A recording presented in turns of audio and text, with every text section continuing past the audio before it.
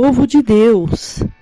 Nesse dia 3 de janeiro de 2023, vamos dar continuidade ao livro de Juízes, capítulo 9, do versículo 35 ao versículo 57, que está escrito assim na palavra de Deus. Levantou-se, pois, Abimeleque e todo o povo que com ele havia de noite, e puseram emboscadas contra Siquém em 4 bandos. E Gigal, filho de Ebede, saiu e pôs-se à entrada da porta da cidade, e Abimeleque e todo o povo que com ele havia se levantaram em emboscadas. E vendo Gaal aquele povo, disse a Zebul: Eis que desce gente dos cumes dos montes. Zebul, ao contrário, lhe disse: As sombras dos montes vês por homens. Mas Gaal ainda tornou a falar e disse: Eis ali desce gente do meio da terra, e uma tropa vem do caminho do carvalho de Meonenim. Então lhe disse Zebul: Onde está agora a tua boca, com a qual dizias: Quem é Abimeleque, para que o servíssemos? Não é este, porventura, o povo que desprezastes? Saí, pois, peço-te, e peleja contra ele. E saiu Gaal à vista dos cidadãos de Siquém, e pelejou contra Abimeleque. E Abimeleque o perseguiu, porquanto fugiu de diante dele, e muitos feridos caíram até a entrada da porta da cidade.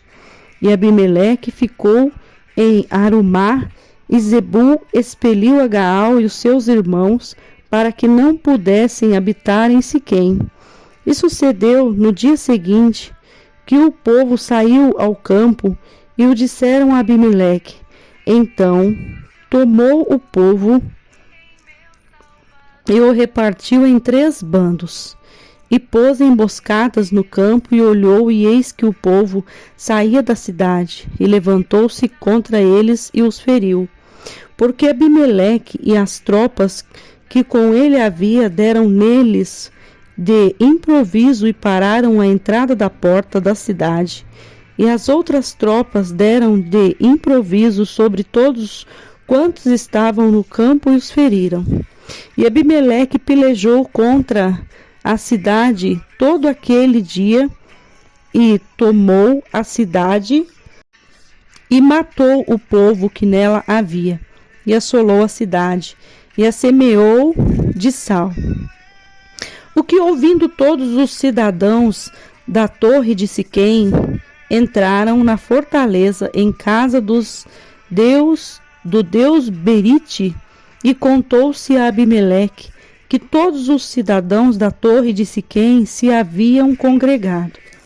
Subiu, pois, Abimeleque ao monte de Salmão, ele e todo o povo que com ele havia, e Abimeleque tomou na sua mão machados, e cortou um ramo das árvores, e o levantou, e pô-lo ao seu ombro, e disse ao povo que com ele havia: O que me vistes fazer? Apressai-vos e fazê-lo assim como eu. Assim, pois, também todo o povo, cada um cortou o seu ramo, e seguiram a Abimeleque, e os puseram junto da fortaleza, e queimaram a fogo a fortaleza com eles, de maneira que todos os da torre de Siquém morreram, uns 1000 homens e mulheres. Então Abimeleque foi-se a Tebes, e a sitiou, e a tomou. Havia, porém, no meio da cidade uma torre forte, e todos os homens e mulheres e todos os cidadãos da cidade se acolheram a ela, e fecharam após si as portas, e subiram ao telhado da torre. E Abimeleque veio até a torre, e a combateu, e chegou-se à porta da torre para a queimar, Mas uma mulher lançou um pedaço de uma mó sobre a cabeça de Abimeleque e quebrou-lhe o crânio. Então chamou logo ao moço que levava as suas armas e disse-lhe: desembainha a tua espada e mata-me, para que, se não diga de mim, uma mulher o matou. E o seu moço o atravessou e ele morreu. Vendo, pois, os homens de Israel que já Abimeleque era morto, foram-se, cada um para o seu lugar. Assim, Deus fez tornar sobre Abimeleque o mal que tinha feito a seu pai, matando os seus 70 irmãos, como também todo o mal dos homens de Siquém fez tornar sobre a cabeça deles. E a maldição de Jotão, filho de Jerubaal, veio sobre eles. Louvado e engrandecido é o nome do Senhor. A palavra de Deus aqui nos mostra uma mulher ali exterminando Abimeleque. E nós podemos ver a palavra de Deus falando, né? Assim Deus fez tornar sobre Abimeleque todo o mal que tinha feito a seu pai. Nós sabemos que a própria palavra de Deus diz que tudo que nós plantarmos, nós colheremos. Nós temos a total decisão daquilo que nós semeamos. Mas no caminho, na caminhada, muitas vezes, acontecem certas situações. Hoje nós estamos vivendo os mandamentos do Senhor Jesus. Pelas leis, na época, existia muita guerra, muitos combates. E já foi explicado por que existiam essas guerras, esses combates. Que o povo de Deus pecava, que o povo de Deus ia após outros deuses e acabavam se tornando escravos de um povo.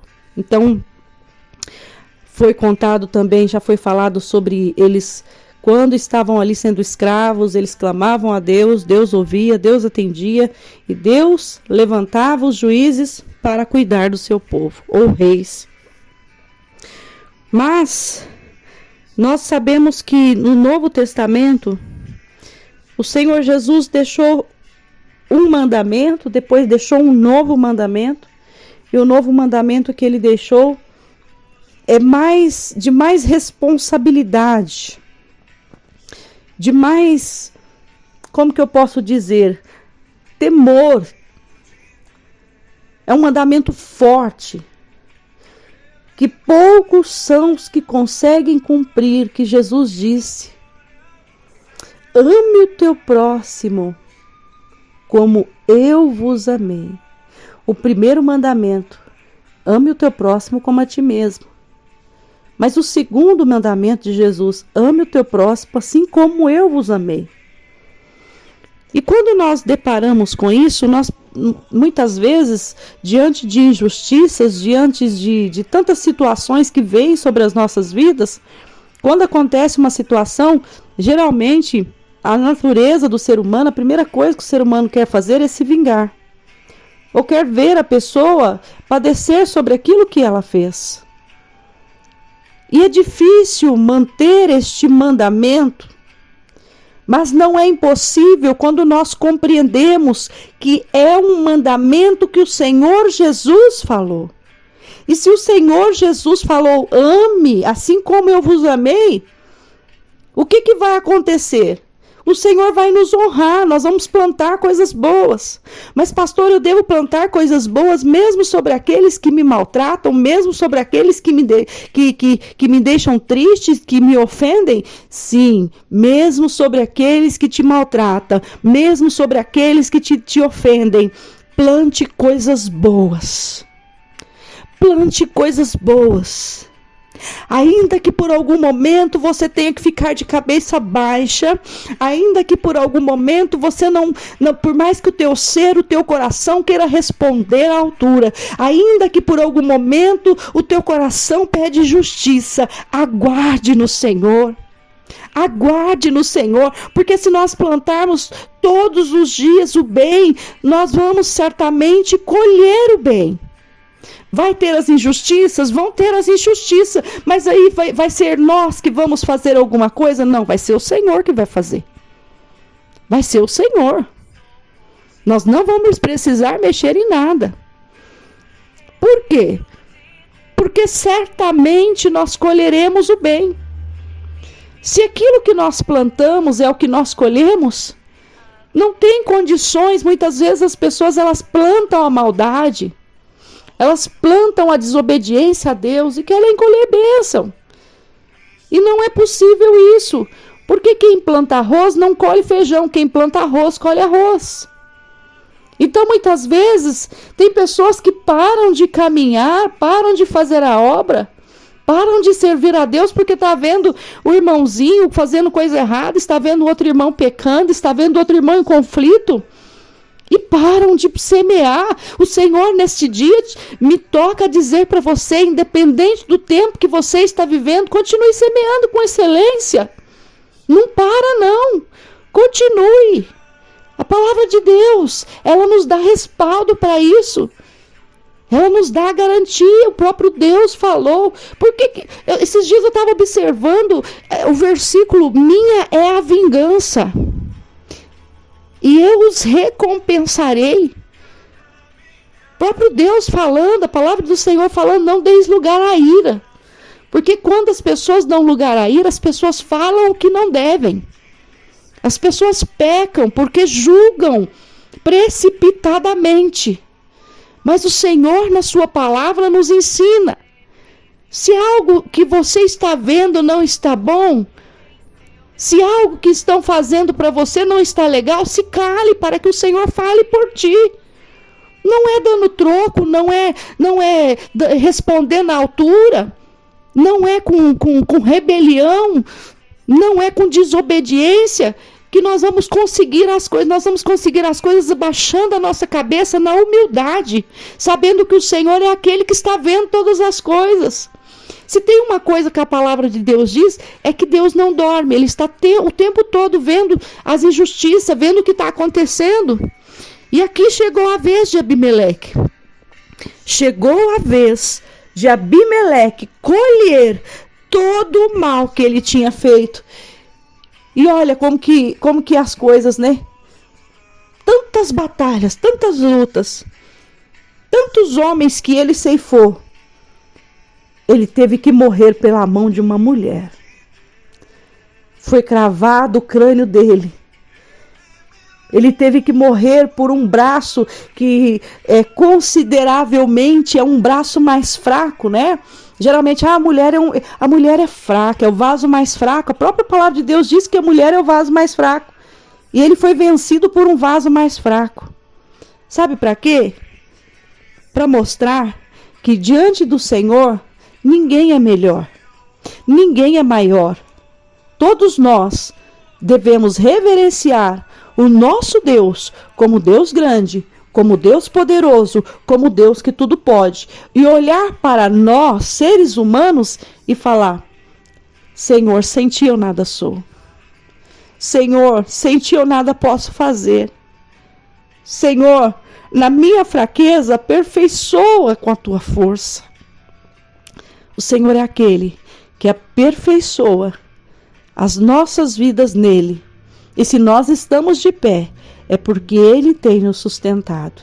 Então plante coisas boas para que você venha colher o melhor. Amém? Que Deus abençoe. Tenha um dia de bênção e de vitória. Sou a pastora Maria Paiva, da IAP, Sol da Justiça.